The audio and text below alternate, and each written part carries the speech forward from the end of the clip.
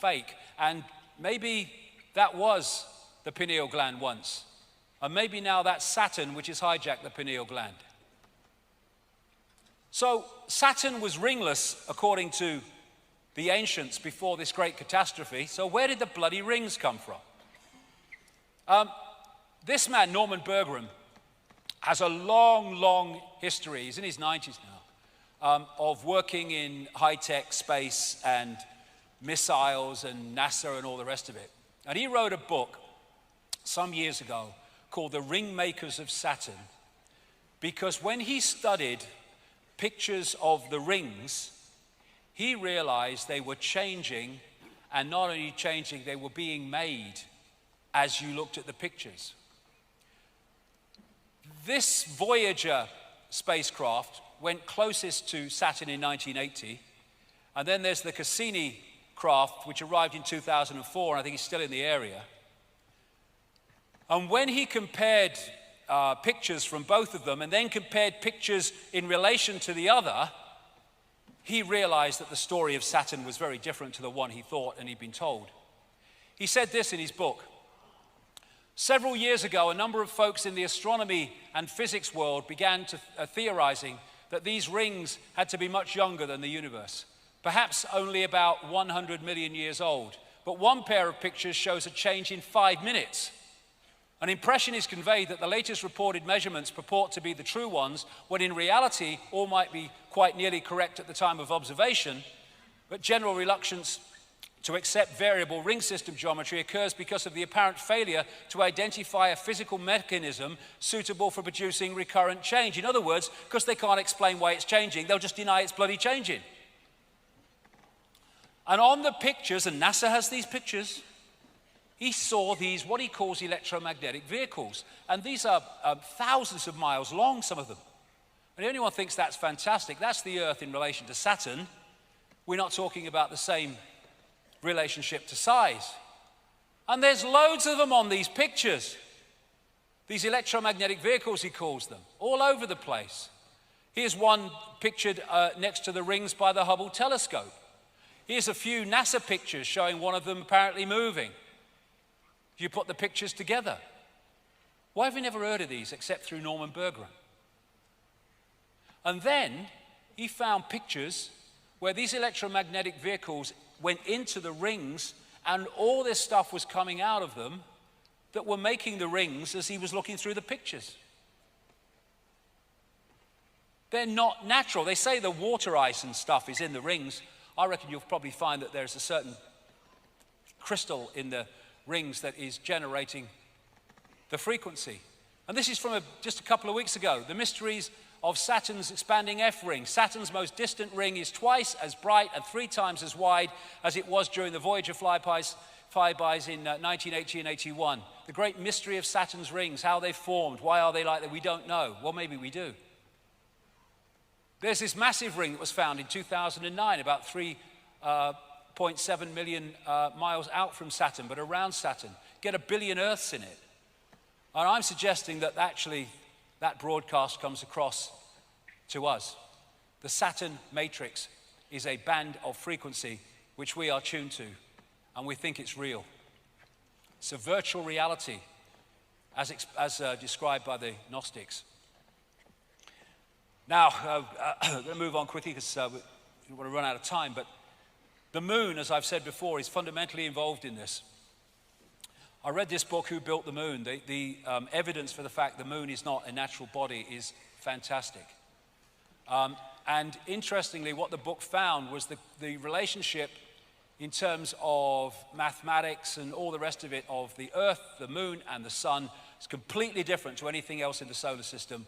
And what the Gnostics said was the archons created the rest of the solar system but did not create this. The maths involved in the Earth, Moon, Sun system is nothing less than staggering. They've been put together with the accuracy of the proverbial Swiss watchmaker, the book said. That's why the moon is about the same size as the sun, almost exactly at the time of an eclipse. And the moon is perfectly placed, said this BBC documentary, to sustain life, but that's pure luck, a cosmic coincidence. I don't think it is. We never see the other side of the moon. We only see one side of it. And they say in the book, the moon is bigger than it should be, apparently older than it should be, and much lighter than in mass than it should be. It occupies an unlikely orbit and is so extraordinary that all existing explanations for its presence are fraught with difficulties, and none of them could be considered remotely watertight. They've got no idea. They first of all had the whack theory, something like a Mars-type planet whacked into the Earth and bits became the moon. That didn't work out. They had the double whack theory where it came back and had another go, and so they go on. And these scientists saying here, the best explanation for the moon is observational error. The moon doesn't exist because it shouldn't if it's natural. It seems easier to explain the non-existence of the moon than its existence. And they've smacked the moon a number of times with massive explosions and impacts. And what's come from that is the evidence says the moon is actually hollow. This is NASA scientist, again, Gordon MacDonald. It would seem that the moon is more like a hollow than a homogeneous sphere. This man from MIT said the lunar orbiter experiments had vastly improved knowledge of the moon's gravitational field and indicated a frightening possibility that the moon might be hollow. The moon is inside out, said this scientist. And as Carl Sagan said, a natural satellite cannot be a hollow object. These scientists from the Soviet Academy of Sciences, I talked about this at length in my books, wrote a major article in 1970 suggesting very strongly, with considerable evidence, that the moon was actually a construct. And people like Ken Johnson, who've worked for NASA on photographs from the moon, he's come out and said actually there are non-natural phenomena all over the moon, including bases, things you can't explain that are not natural. And there are towers which have been smudged out, some of them not very badly. What the heck is that on the moon? Here's a close-up of it. I mean, what's that? That's not natural. So where did it come from? Who put it there? This is called blue gem, or the blue circle, which it kind of shines electric blue. It was seen as a light from the 1700s by astronomers. Now we can see what it is. 29 miles in diameter. What the bloody hell is it? No one can say.